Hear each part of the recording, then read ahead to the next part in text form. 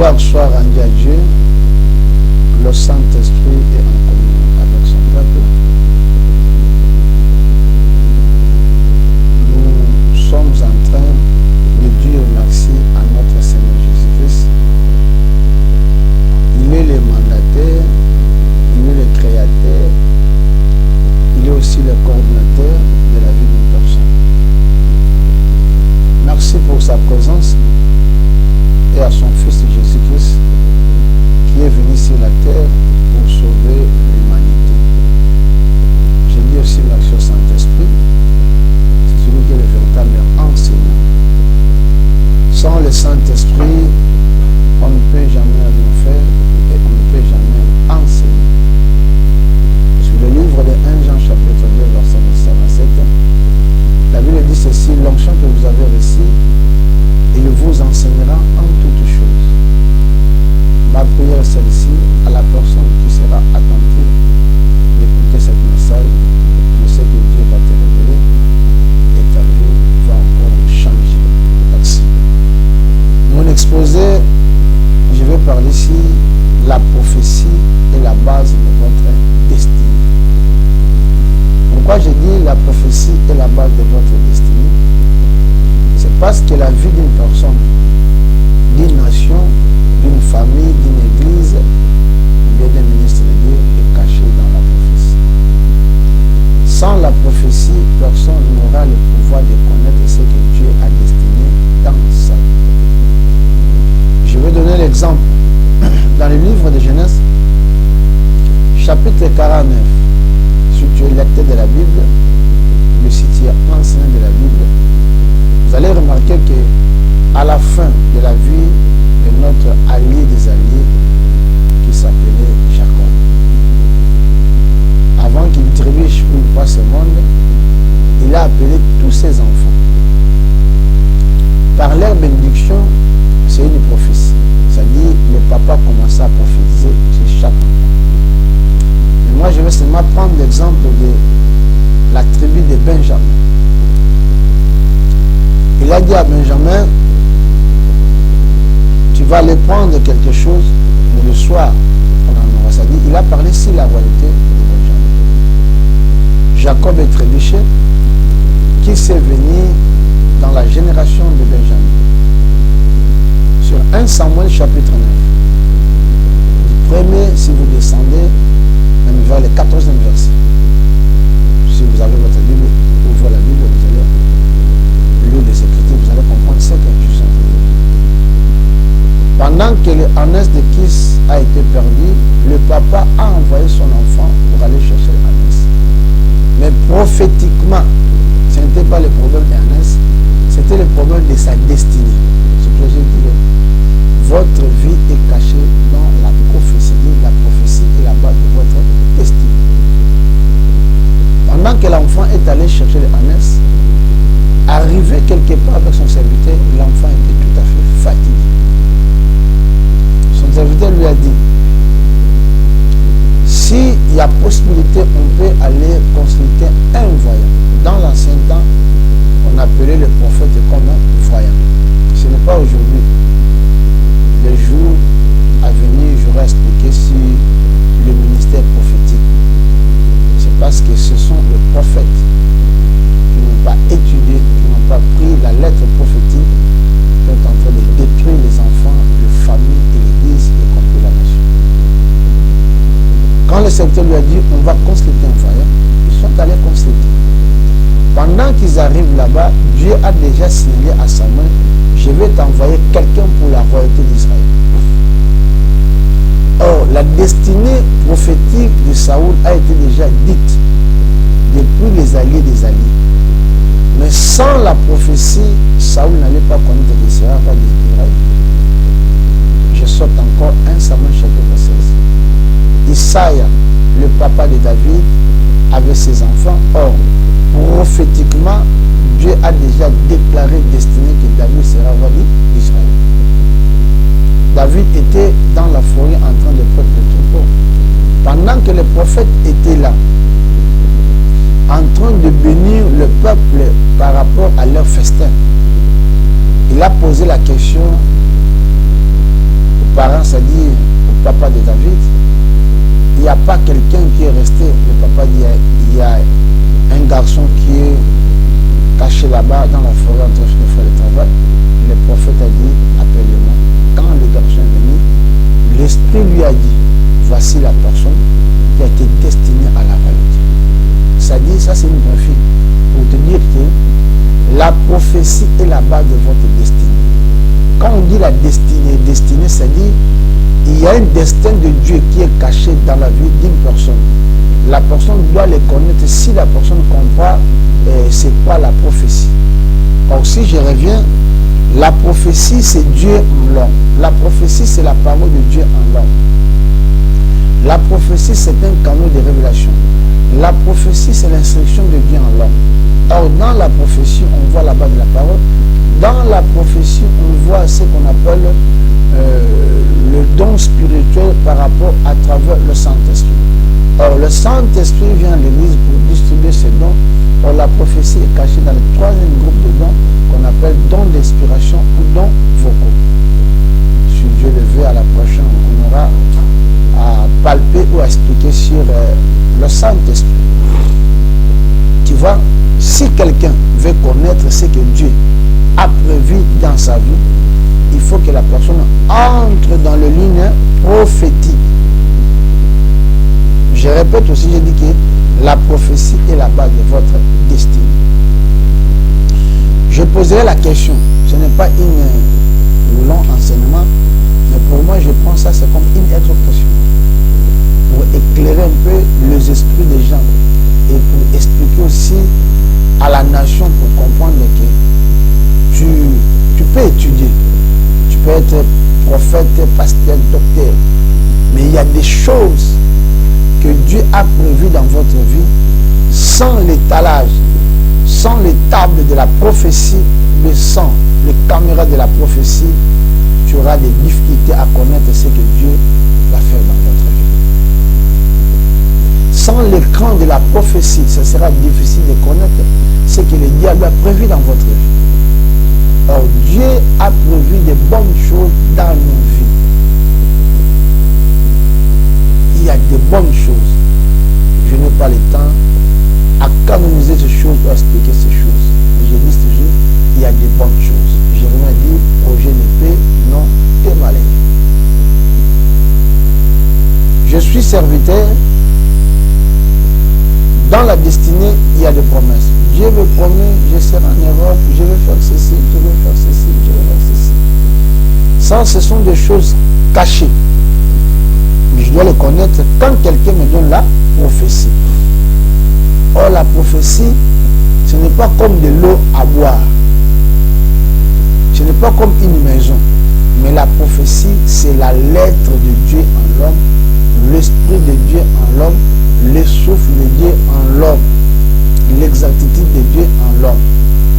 Quand quelqu'un amène la prophétie dans la société, dans une famille, ça porte aussi des choses. 1 Corinthiens chapitre 14, le 3e verset. Si vous descendez là-bas, on dit que, vous commencez vers le 2e verset, 3e, 4e, la prophétie est en train de nous consoler, exhorter et édifier. La prophétie nous amène à 3 temps. Il y a le passé, il y a le présent et le futur. On revient toujours sur l'histoire de Saoul, qui était roi d'Israël, sur 1 Samuel chapitre chapitre 10. Quand Samuel a parlé sur la royauté de Saoul, il a prophétisé avec l'Esprit de Dieu. Il a déchiffré 3 temps. Il a dit, les années que tu cherchais, tu les retrouveras. Ça dit, c'est le passé. Il a aussi dit, quand tu vas aller, tu trouveras de tels gens. Il a dit, c'est toi qui seras roi d'Israël. Il y a le passé, il y a le présent, il y a aussi le futur. Une clause. Il y a des choses que les gens n'ont pas le mécanisme où la parole de Dieu expliquer ces choses-là. La parole de connaissance, c'est pas la prophétie. Le discernement de l'esprit, c'est pas la prophétie. La prophétie, c'est un élément autre que la parole de connaissance. Je dis, dans la prophétie, il y a 3 choses, la consolation, l'édification et l'exhortation. Il y a 3 temps. Il y a le présent, le passé et le futur. Le prophète a prophétisé sur Saoul. Il a commencé sur le passé, le présent et le futur. La prophétie nous ramène à la présence de Dieu. Quand la prophétie vient, il vient seulement, non seulement pour nous faire échouer ou nous faire écarter la présence de Dieu, mais il vient pour nous ramener, pour nous rectifier, corriger. Je peux dire un exemple. Je vois quelqu'un dans le péché. Je prophétise. Mais je ne dois pas seulement dire que toi tu vas mourir. Je dois chercher par les mécanismes du Saint-Esprit, ramener quelqu'un à la présence de Dieu, qu'il abandonne le chemin et qu'il suit le chemin de Dieu, nous montre aussi ce que Dieu a prévu dans sa vie. La prophétie a ses dimensions, la prophétie a ses facettes. Le jour où Dieu nous donnera le temps, là, on va maintenant parler leçon par leçon. On dit ceci, la prophétie, ceci, la prophétie, ceci. Mais aujourd'hui, on est en train de collectionner, de dire quelque chose pour la compréhension des gens. Donc, dans la prophétie, il y a beaucoup de casquettes. Il y a beaucoup de choses à dire. Je peux dire, je vais prophétiser sur ta vie par rapport aux chiffres prophétiques, par rapport à l'éclairage prophétique. Mais la chose nécessaire, il faut que la personne connaisse Dieu et ait déversé ou ait dans l'abondance de la parole de Dieu. Car la parole de Dieu est abondamment en vous et la personne comprend le sens de la prophétie. Par là, il doit apporter quelque chose qui sera meilleur et pire au peuple de Dieu. On n'est pas là seulement pour prophéter, j'ai vu quelque chose, mais on est là seulement pour apporter un plus, je dis un plus à la vie d'une personne et pour éclairer aussi les gens pour leur futur. Le présent, ce n'est pas un problème. Le passé, ce n'est pas un problème. Mais ce qui est nécessaire à la vie d'un homme, d'une femme, c'est connaître ce que Dieu a prévu dans sa vie pour l'avenir. Pourquoi je dis que la prophétie est la base de votre destinée? Je reviens pour expliquer mot à mot, ligne par ligne. Pourquoi? Parce que, je dis ceci, ta vie est cachée dans la prophétie. Sans la prophétie, la destinée ne sera pas ouverte, ne sera pas découverte. C'est-à-dire, tout le monde sur la terre des hommes a l'obligation de consulter Dieu pour connaître ce que Dieu a prévu dans sa vie. 2 Rois, chapitre 8. Si vous allez là-bas, vous allez connaître, vous allez lire sur l'histoire de le roi Azaël. Maintenant qu'il était roi d'Assyrie. Si vous revenez sur le livre de 1 Roi, chapitre 17, 18, 19. L'histoire de lui devant les 450 prophètes de Baal. Pendant qu'Élie s'est rencontré avec Dieu, Dieu lui a dit, tu ungras Azaël comme roi d'Assyrie. Tu ungras Jéhu comme roi d'Israël. Élie est trébuché, il est mort, il a laissé la prophétie à son fils Élisée. La continuité de la prophétie a été déjà continuée. Comme ça a été dans les casquettes de Dieu, il fallait que la destinée d'une personne soit découverte. C'est parce que sa royauté a été comme une base de la destinée. Il fallait que la personne qui va connaître la destinée de sa vie par rapport à la prophétie, il fallait qu'il passe à la consultation prophétique. Je répète ceci, même aux hommes de Dieu, ça c'est une aberration. Je vais prier, oui tu vas prier. Dieu peut te révéler. Mais il y a des gens, moi je l'appelle, ce sont les gens qui sont en train de rester dans le concert de Dieu. Ce sont les mandataires de Dieu, ce sont les visionnaires de Dieu, ce sont les talents de Dieu. Et ils ont les ainsi dit l'Éternel. Je l'appelle le voyant, les hommes qui ont la parole de Dieu pour communiquer au peuple de Dieu. Quand tu auras à faire la consultation, dans la consultation, Dieu peut te faire montrer ce qui a été prévu dans votre vie. Donc pour connaître la base de votre destinée, il faut passer par l'élément qu'on appelle la consultation prophétique. Ce que j'ai parlé pour la première fois, c'est comme une introduction expliquée. J'ai dit 16 ans, ce n'est pas un enseignement, c'est peut-être une exhortation. Si l'enseignement, je réponds pas par moi, c'est une exhortation. Je voulais seulement éclairer les gens pour comprendre, puisque c'est ici aujourd'hui à Kinshasa, ça devient une monotonie, ça devient une règle. Tous serviteurs, quand ils peuvent seulement prophétiser, s'ils ne prophétisent pas, les gens qui prient, ils ont des groupes de prière comme ça, il faut que quelqu'un prophétise. Ça, c'est une aberration. Moi, je sais, pendant que je prie, si je connais la parole de Dieu, c'est ma prophétie. Donc, pour connaître la parole de Dieu, il faut passer par la consultation. Il y a la consultation personnelle, il y a la consultation en groupe, il y a aussi la consultation d'un enfant, mais non d'un individu, à travers un autre homme de Dieu. On appelle ça les consultants. N'allez pas consulter Dieu à un serviteur qui n'est pas consultant. Nous avons les médecins, nous avons les docteurs, mais il y a les docteurs consultants. Quand il te consulte, il sait quelle est la maladie que tu es en train de te faire le mal. Il y a aussi des serviteurs. Tu n'es pas consultant, mais tu veux consulter des gens. Il n'y aura pas le résultat de la destinée de la vie d'une personne. Je dis, je répète ceci. Tu veux connaître la destinée de votre vie par rapport prophétique, allez consulter les consultants. N'allez pas consulter les voyants. N'allez pas consulter les prophètes. Mais consulter les prophètes et consultants. C'est-à-dire, et quand tu viens automatiquement, directement, il sait votre problème. Je vais revenir sur 1 roi chapitre 14. C'est le problème d'Azisha. Le prophète Azisha, quand il a reçu la femme de Jéroboam. Jéroboam était le roi d'Israël. Celui qui était le serviteur de Salomon. Pendant que Dieu a voulu destituer Salomon, il assistait un ennemi à côté de lui, son serviteur. Le serviteur a pu fuir en Égypte. Pendant que Salomon est mort, son fils est resté. Le prophète Azia s'est rencontré avec Jéroboam. Il lui a dit, c'est toi qui seras roi d'Israël. C'est là où la royauté d'Israël a été divisée.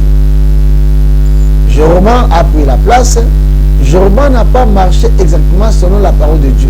Et Dieu a voulu tuer son enfant. Pendant que l'enfant était malade, le prophète Azisha avait le jeu apaisant, c'est-à-dire il ne voyait pas. Mais pendant que la femme est venue pour consulter, je vais énumérer quelques points pour faire comprendre aux gens qu'aujourd'hui, l'église n'est pas enseignée. Je dis n'est pas enseignée. Les gens sont en train de blaguer sur l'enseignement. Les gens croient que quand tu as reçu le ministère, c'est pour blaguer avec ça. Mais je vais rappeler à quelqu'un une clause. Le ministère, c'est une charge que Dieu t'a donnée. Si tu blagues avec ça, tu vas mourir pauvre et tu vas mourir stupide en enfer. Pendant que la femme est en train de venir, Dieu a dit au prophète, la femme est là. Le prophète a dit à la femme, pourquoi tu te déguises à une autre femme? Dieu m'a destiné de dire des choses, dire, tu vois. Elle est venue consulter Dieu chez un consultant, quelqu'un qui ne voyait pas, mais il a compris, c'est que pendant que la femme piétinait dans la maison, c'est pas seulement à bouger la loi prophétique, c'est pas, je dis à bouger la loi prophétique. Moi je regarde aux gens, j'avais toujours l'envie d'enseigner les gens sur la prophétie. J'ai fait l'école, mais les gens, quelqu'un m'a posé la question, c'est prophète, on peut utiliser la prophétie? Oui, on peut utiliser la prophétie. C'est parce que c'est dans la grandeur, il y a beaucoup de choses. Pendant que la femme entrait, le prophète lui a parlé, c'est ça. Il est en train de consulter Dieu. Donc tu veux connaître ce que Dieu a prévu dans votre vie. J'ai dit, dans la destinée, il y a la promesse. Dans la promesse, il y a des bénédictions. Je ne voulais pas énumérer mot à mot. Mais j'ai plus seulement en grosso modo, j'ai dit que la prophétie est la base de votre destinée. Dans la destinée, il y a le destin de Dieu. Dans le destin de Dieu, il y a ce qu'on appelle les promesses. Dans les promesses, il y a des bénédictions. Chacun de nous a des promesses que Dieu lui a promis. Si nous revenons dans la Bible, il y a au moins 2500 sortes de promesses dans la vie d'une personne. Ça, c'est la consultation. Je dis personnelle, collective, individuelle avec un homme de Dieu. Mais la consultation qui est très importante, c'est moi en tant que chrétien, je pars chercher, je vais aller consulter un consultant comme prophète. Comment consulter un consultant comme prophète? La première des choses, s'il y a quelque chose en toi que tu vois, ça ne va pas. J'ai des difficultés, je n'ai pas le mariage, il y a des problèmes familiaux, il y a ceci. Tu peux prendre ta décision, tu peux être déterminé. Que personne ne t'envoie, aller chercher consultant toi-même. Quand tu vas y aller, tu vas rencontrer la personne. La deuxième des choses, celui qui fait la constitution prophétique doit amener ce qu'on appelle l'offrande. Lisez sur 1 Samuel, Saoul a dit au serviteur, nous n'avons pas. Nous avons un quart cycle d'argent. Même quand le roi d'Assyrie a envoyé son serviteur, il a donné quelque chose. Comment quelqu'un qui veut consulter Dieu par rapport au problème qu'il a, il amène peut-être 500 francs? Non. Il amène peut-être 200 francs. C'est pour ça que vous allez voir, il y a d'autres serviteurs qui sont embûchés d'argent. Ils sont en train d'écrire le montant. Mais moi, je n'écris pas le montant. Et ta conscience va bouger ton intelligence. Je pars consulter. Puisqu'on va faire deviner la vie d'une personne par rapport au projet et au projet négatif du diable. Il y avait une sœur, j'avais donné brusquement un montant comme ça à l'église. Il est venu consulter Dieu. Je lui ai donné une gage prophétique de 5 ans. Et aujourd'hui, elle est en train de juger ce que Dieu lui a dit. C'est pour cela que je dis ceci. La matière n'est pas terminée. Je voulais seulement chuter pour te dire ceci, qu'on consulte Dieu avec quelque chose. La chose doit être consistante. Tu sais que l'argent parle. Tu sais que l'offrande parle. Vous n'allez pas comprendre, mais je vais te faire comprendre. Pendant que les 3 hommes sont venus chez Abraham, ce n'est pas Abraham qui est allé considérer, mais ce sont les 3 hommes qui ont venu chez Abraham. Mais Abraham s'est précipité avec l'offrande pour faire la consultation. Qu'est-ce qu'ils ont dit aujourd'hui? Ils ont parlé sur Sarah, que Sarah engendrait l'année prochaine. Sarah, c'est pour moi enfanté. C'est parce qu'Abraham a considéré. Tu devais considérer pour votre destinée, il faut amener quelque chose. Quand tu vas amener quelque chose, et tu auras découvert beaucoup de choses. À cause de quoi que ce soit, on s'arrête par là. À la prochaine, on va continuer notre enseignement et tout sera béni par l'Éternel. Que Dieu te bénisse. Que Dieu te bénisse. Si tu as écouté ce message, et l'oreille spirituelle, ne soyez pas des chrétiens charnels. On prie beaucoup. On parle beaucoup de retraite. Mais il y a des moments, il n'y a pas le problème d'aller à la retraite. Il y a le problème d'aller chercher Dieu par la consultation prophétique. Tu sais que dans la vie, il y a beaucoup de choses que les chrétiens sont en train d'être stoppés. C'est parce qu'ils ne connaissent pas ce qui est caché, ils ne connaissent pas ce que Dieu est en train d'entreprendre dans sa vie. Ne consultez pas Dieu main vide. N'allez pas chez n'importe qui, mais cherchez un consultant. Tu peux avoir ton pasteur, mais il n'est pas consultant. En d'autres termes, je l'appelle le révélateur. Voilà le terme qu'il faut pour aujourd'hui. Aller chez un révélateur. 1 Roi chapitre 17 et de 8 verset. Sans le révélateur devant la femme de Sérapta, la femme allait mourir avec son fils. Jésus a dit ceci. Il y avait plusieurs femmes en Israël, mais lui a été envoyé sur la femme de Sérapta. Il y a aussi les gens, en cours de route, Dieu t'envoie un consultant. Donc la troisième des choses, celui qui consulte Dieu doit avoir ce qu'on appelle le discernement des esprits. Quelqu'un peut passer en cours de route, Dieu lui envoie pour te consulter. Je vais donner mon exemple. Avant que je parte en Angola, il y avait une dame, c'est une grande sorcière. On était là, c'était au mois de saison sèche. On était là sous le feu. J'étais avec sa fille, comme ça, on va faire comme ça. La femme a commencé à me dire ce qu'il va venir en moi quand je serai à Angola. Quand je me suis arrivé là-bas, toutes les choses sont arrivées. Dieu lui a envoyé pour me communiquer. Dieu aussi peut envoyer quelqu'un, même en cours de route. Mais le problème, ce n'est pas le problème qui passe en cours de route, mais le problème, c'est le problème de votre conscience et avoir le discernement. tout le monde sur la terre des hommes cherche à connaître ce que Dieu est en train de préparer pour sa vie dans la venir. Dieu peut l'utiliser en cours de route, pour juste un consultant. Mais si tu n'as pas le discernement d'esprit, tu peux aussi me faire passer comme ça. Pendant le consultant, profiter en cours de route, dans des familles, dans la souveraineté de Dieu, Dieu peut utiliser n'importe qui. Dieu peut utiliser même les magiciens, Dieu peut utiliser même les sorciers. Mais ce n'est pas le problème des sorciers, mais c'est le problème de connaître l'état de la chose qui va venir plus tard. Ça peut être la mort, ça peut être que tu peux voyager en Europe. Mais si le consultant n'arrive pas, si toi tu n'as pas besoin de le constituer, si tu n'as pas de discernement d'esprit, tu peux rater cette